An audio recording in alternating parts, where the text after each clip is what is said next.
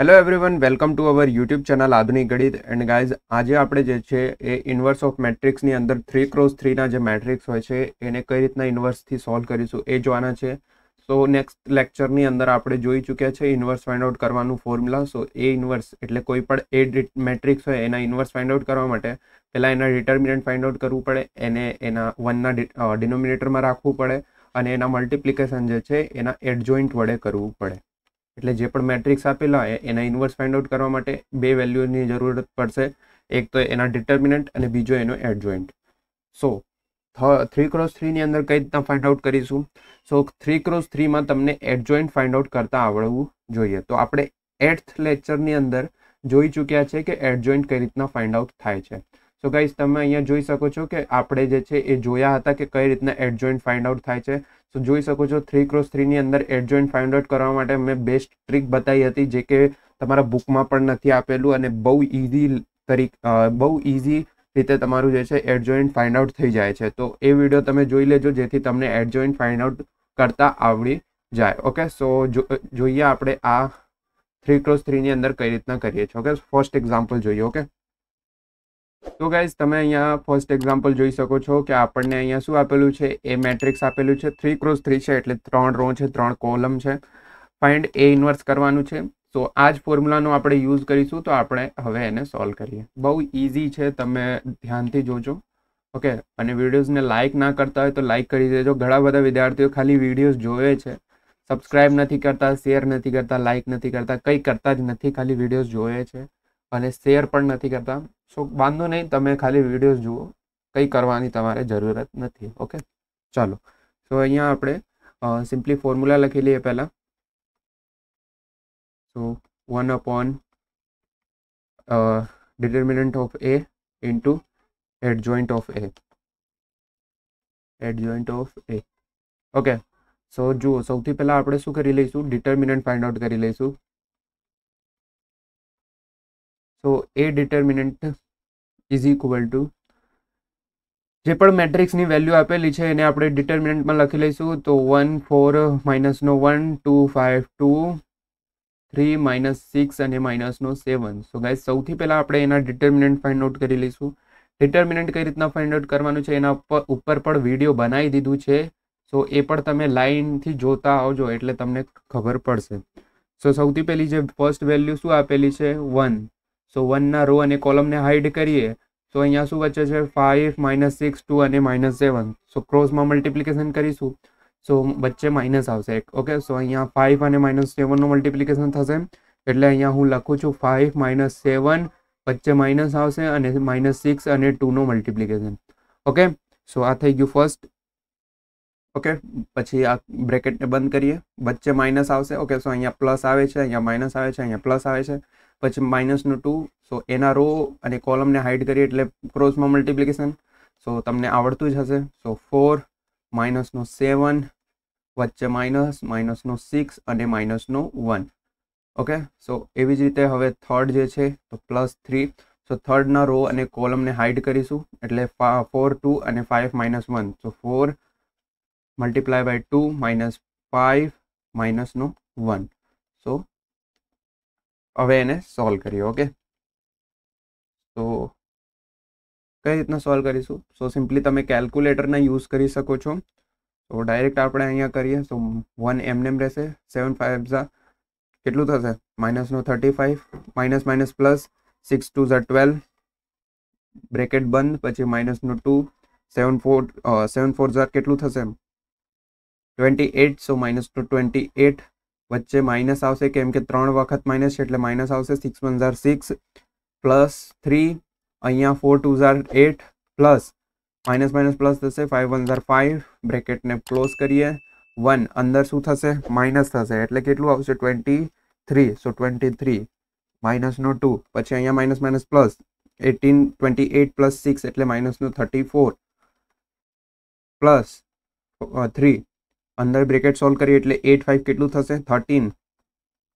હવે simply multiplication કરીએ તો 1નું મલ્ટિપ્લિકેશન એટલે 23 -2 અહીંયા માઇનસ પ્લસ આવશે, 2 4 8, 2 3 6 એટલે 68 આવશે, પ્લસ 13 3 કેટલું થશે, 30 39 થશે. ઓકે, સો હવે એને સોલ્વ કરીએ. ડાયરેક્ટ તમે કેલ્સીમાં સોલ્વ કરો એટલે તમે એ ડિટર્મિનન્ટ સોલ્વ કરીએ એટલે -23 + 68 + 39 કેટલું આવશે? 84 આવશે. ક્લિયર? સો ડિટર્મિનન્ટ શું મળી ગયું? 84. સો જુઓ, આ જે ડિટર્મિનન્ટ મળ્યું છે એ શું છે? એ નોટ ઇઝ ઇક્વલ ટુ 0, એટલે 0 નથી આવ્યું ને, એટલે આના ઇન્વર્સ કરવાનું તમારું થઈ શકે. એટલે આપણે અહીંયા લખી દઈએ કે a of determinant is not is equal to 0, so a inverse is exist. આવું તમે લખી શકો છો. ઓકે, સો હવે ડિટર્મિનન્ટ તો ફાઇન્ડ આઉટ થઈ ગયું. હવે એડજોઇન્ટ ફાઇન્ડ આઉટ કરીશું. ડિટર્મિનન્ટ થઈ ગયું, હવે એડજોઇન્ટ. તો એડજોઇન્ટ માટે જેવી રીતના મેં તમને બતાવ્યું છે એવી જ રીતના ફાઇન્ડ આઉટ કરીશું. સો એડજોઇન્ટ. ઓકે, સો આપણે અહીંયા લખી લઈએ adjoint of A. Okay, so adjoint of A માટે જે મેં તમને મસ્ત એક ટ્રીક બતાવ્યું હતું, તો એ ટ્રીકથી જ આપણે સોલ્વ કરીશું, જેથી આપણું ફટાફટ થઈ જશે. સો આ જે મેટ્રિક્સ આપેલું છે એને આપણે લખી લઈએ. શું છે મેટ્રિક્સ એકવાર જોઈ લઈએ. 1 2 3 4 5 6 અને પછી અહીંયા શું છે? -1 2 અને -7 અને -6. તો અહીંયા આપણે લખી લઈએ ફટાફટથી. તો જુઓ શું હતું? 1 2 3 4 5 -6 અને શું હતું? -1 2 અને -7. આ હતું આપણું મેટ્રિક્સ. હવે એના આપણે એડજોઇન્ટ ફાઇન્ડ આઉટ કરીએ. ઓકે, સો જુઓ આ જ હતું ને? હા, આ જ છે. સો ગાઈઝ જુઓ, આના એડજોઇન્ટ ફાઇન્ડ આઉટ કરવા માટે તમારા જો કોઈ પણ પ્રકાશનની બુક હશે તમારી પાસે, તો એમાં લેન્થી મેથડ આપેલી હશે. તમારા કોલેજવાળા પણ તમારે લેન્થી મેથડથી જ કરાવતા હશે. બટ જીટીયુની સિલેબસમાં આવું લખેલું નથી કે તમને લેન્થી મેથડથી કરવાનું છે. એટલે આપણે ખાલી એડજોઇન્ટ ફાઇન્ડ આઉટ કરવાનું છે. એ આપણે કોઈ પણ મેથડથી ફાઇન્ડ આઉટ કરી શકીએ છીએ. સો હું તમને એકદમ સિમ્પલ વેથી બતાવું છું, જેથી તમને ડીડી સેટ એટલે diploma two degree common interest ટેસ્ટમાં પણ કોઈ પણ પ્રકારની પ્રોબ્લેમ ના થાય. સો જુઓ શું કરીશું, જેવી રીતના મેં તમને ઓલરેડી બતાવી ચૂક્યો છું. તો સૌથી પહેલાં જે ફર્સ્ટ ઓકે સો કરીએ, આપણે સોલ્વ કરીએ. સૌથી પહેલાં જે છે એ સેન્ટર પકડી લેવાનું. તો મેટ્રિક્સના સેન્ટર શું છે? 5 છે. તો 5 થી નીચે જવાનું. 5 ના નીચે શું છે? પહેલાં 5 લખી લો. 5 પછી નીચે શું છે? 2. ઉપર શું છે? 2. પછી વચ્ચે શું છે? 5. થઈ ગયું. શું કરવાનું છે? પહેલાં સેન્ટર પકડીને નીચે જવાનું છે, પછી પાછો ઉપર જવાનું છે, પછી પાછો સેન્ટરમાં આવવાનું છે. આટલું કર્યું. ઓકે, સો હવે એવી જ રીતના થર્ડ રો પકડી લો. થર્ડ કોલમ પકડી લેવાનું. થર્ડ કોલમમાં શું છે? વચ્ચે -6. સો પહેલો શું આવશે? -6. નીચે શું છે? -7. ઉપર શું છે? 3 અને ફરીથી વચ્ચે શું છે? -6. એવી જ રીતે જે ફર્સ્ટ કોલમ છે એને પકડી લેવાનું. સો અહીંયા શું છે? પેલું 4 છે, નીચે શું છે? -1 છે, ઉપર શું છે? 1 છે, પછી વચ્ચે શું છે? 4 છે. એવી જ રીતના આપણે આટલું કરી દીધું. હવે શું કરવાનું? જે ફર્સ્ટ તમે રો લખ્યું છે એને જ જે છે એકવાર ફરીથી લાસ્ટ રોમાં લખી દેવાનું. એટલે અહીંયા ફરીથી લખી દેવાનું 5 2 2 5. ઓકે, સો હવે જે છે આ જે મેટ્રિક્સ આવ્યું છે એને તમે સોલ્વ કરી દો. એટલે 2x2માં તમે સોલ્વ કરી દો એટલે તમારું ડાયરેક્ટ આન્સર મળી જશે. કઈ રીતના મળશે? તો જુઓ, આ બંનેનો ક્રોસ મલ્ટિપ્લિકેશન, આ બંનેનો ક્રોસ મલ્ટિપ્લિકેશન, આ. તો જુઓ, એક વારમાં તમારા 3 જે છે એ ક્રોસ મલ્ટિપ્લિકેશન કરવાનું રહેશે. તો જુઓ હવે કઈ રીતના કરવાનું છે એ પણ હું તમને બતાવી દઉં. સો એને આપણે રફ કરી દઈએ અહીંયાથી. ઓકે, તો જુઓ, 7નો મલ્ટિપ્લિકેશન 5 વડે કરો એટલે 7 5 કેટલું થશે? 35. માઇનસનો 35. ઓકે, વચ્ચે ઓલરેડી માઇનસ આવે જ છે, બટ અહીંયા માઇનસનો 6 અને 2 છે. 6 અને 2નું મલ્ટિપ્લિકેશન કરો એટલે 6 2 કેટલું થશે? 12. બટ માઇનસનો 12 થશે એટલે માઇનસ પ્લસ થઈ જશે, એટલે -35 + 12 થઈ જશે. એવી જ રીતના એના નીચે પણ કરીશું. તો અહીંયા જુઓ, 6 અને 1નું મલ્ટિપ્લિકેશન એટલે 6 × 6. ઓકે, બટ પ્લસનો 6 આવશે. પછી અહીંયા જુઓ, 7 અને 4નું મલ્ટિપ્લિકેશન એટલે 7 4 કેટલું થશે? 28. બટ માઇનસ શું થઈ જશે? પ્લસ. તો અહીંયા શું આવી જશે? 28. ઓકે, સો અહીંયા આપણે સિમ્પલી ક્રોસ મલ્ટિપ્લિકેશન જ કરી રહ્યા છે, અને ક્રોસ મલ્ટિપ્લિકેશન અને વચ્ચે માઇનસની નિશાની, અને માઇનસ છે એટલે માઇનસ પ્લસ થઈ જાય છે, એટલે વચ્ચે પ્લસ આવી જાય છે. એવી રીતે અહીંયા પણ કરીશું. 2 અને 4નું મલ્ટિપ્લિકેશન કરીએ ક્રોસમાં, તો 2 અને 4નું કેટલું થશે? 8 થશે. પછી અહીંયા જો 5નો અને 1નું મલ્ટિપ્લિકેશન 5 × 1 5. બટ અહીંયા ઓલરેડી એક માઇનસ છે, પછી પાછો માઇનસ આવે છે, એટલે માઇનસ શું થઈ જાય છે? પ્લસ થઈ જાય છે. ઓકે, સો અહીંયા સિમ્પલી ડિટર્મિનન્ટ તમે ધારેલું ડિટર્મિનન્ટ સોલ્વ કરી રહ્યા છો. ઓકે 2 × 2 ના ડિટર્મિનન્ટ સોલ્વ કરી રહ્યા છો. ઓકે પછી એવી રીતના અહીંયા વચ્ચેની લાઇનમાં પણ કરીશું. 3 2 ઝાર કેટલું થશે 6 થશે વચ્ચે, પછી 7 2 ઝાર કેટલું થશે 14 થશે, બટ સાનું 14 થશે માઇનસનો 14 એટલે માઇનસ માઇનસ પ્લસ થઈ જશે અને 14. ઓકે એવી જ રીતના અહીંયા કરીશું. 7નું મલ્ટિપ્લિકેશન 1 વડે એટલે માઇનસનો 7, પછી 1નું મલ્ટિપ્લિકેશન 3 વડે એટલે 1 માઇનસ માઇનસ પ્લસ અને 3 1 ઝાર 3. પછી એવી રીતના અહીંયા 2નું મલ્ટિપ્લિકેશન 1 વડે એટલે 2 1 ઝાર 2, બટ માઇનસનો 2, પછી અહીંયા માઇનસની નિશાની 2 1 ઝાર 2, તો અહીંયા 2. ઓકે પછી એવી રીતના અહીંયા પણ કરીશું. 6નું મલ્ટિપ્લિકેશન 2 વડે એટલે 6 2 ઝાર 12, માઇનસનો 12 આવી જશે. પછી અહીંયા ઓલરેડી માઇનસ હોય જ છે અને 5 3 ઝાર કેટલું થશે 15, તો અહીંયા 15 આવી જશે. પછી એવી રીતના અહીંયા 4નું મલ્ટિપ્લિકેશન 3 વડે એટલે 4 3 ઝાર 12, વચ્ચે માઇનસ 6 1 ઝાર 6, બટ સાનો 6 માઇનસનો 6 એટલે માઇનસ માઇનસ પ્લસ 6. પછી એવી રીતના અહીંયા 5 1 ઝાર 5, વચ્ચે માઇનસ 4 2 ઝાર 8. ક્લિયર? સો હવે એને આપણે સોલ્વ કરી દઈશું એટલે આપણું ડાયરેક્ટ આન્સર આવી જશે. જોયો કેટલું ઇઝી છે? તો અહીંયા તો જગ્યા નથી, બટ આપણે થોડુંક આને નાનું કરી દઈએ. ઓકે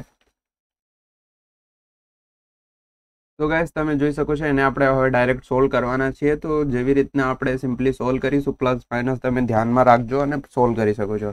અને અહીંયા આપણે માઇનસ પ્લસ માઇનસ માઇનસ થશે એટલે 35માંથી 12 જશે એટલે કેટલું આવશે માઇનસનો 23. પછી એવી રીતના 28 + 6 કેટલું થશે 34, 8 + 5 કેટલું થશે 13, પછી અહીંયા 14 + 6 કેટલું થશે 20, અને અહીંયા પ્લસ માઇનસ માઇનસ 7 - 3 એટલે માઇનસનો 4, માઇનસ માઇનસ પ્લસ એટલે માઇનસનો 4, પછી અહીંયા શું આવશે માઇનસનો 27, માઇનસ માઇનસ પ્લસ છે એટલે 15 અને 12 કેટલું થશે માઇનસનો 27, 12 + 6 કેટલું થશે 18, અને અહીંયા માઇનસ કરી દઈશું એટલે માઇનસનો 3 આવશે.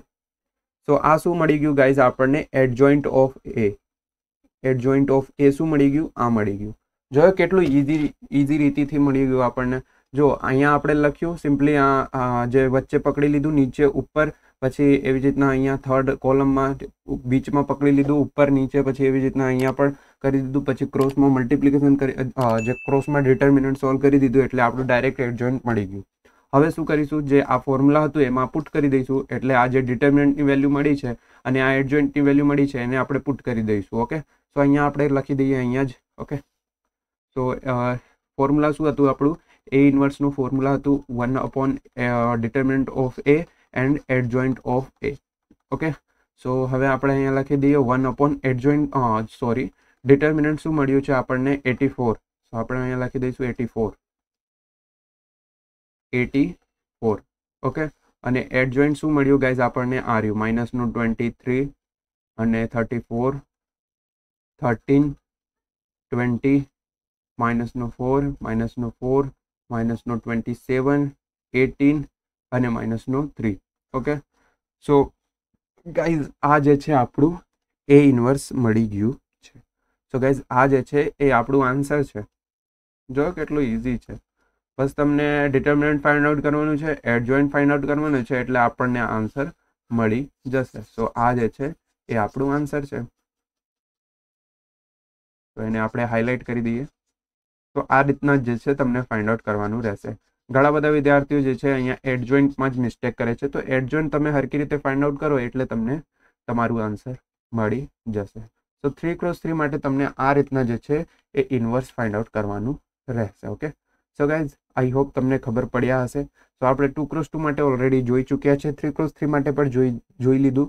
એવી જ રીતના ઘણા બધા એક્ઝામ્પલ તમે બુક લીધી હશે તો તમારી બુકમાં ઘણા બધા એક્ઝામ્પલ હશે, ઓનલાઈન ઘણા બધા એક્ઝામ્પલ હશે. તમે સોલ્વ કરજો. GT ના પેપર્સમાં એવા એક્ઝામ્પલ હશે, સોલ્વ કરજો. બધા એક્ઝામ્પલ આવી જ રીતે સોલ્વ થશે. આ ફોર્મ્યુલાનો યુઝ કરો, એડજોઇન્ટ ફાઇન્ડ આઉટ કરો, ડિટર્મિનન્ટ ફાઇન્ડ આઉટ કરો, તમારું આન્સર મળી જશે.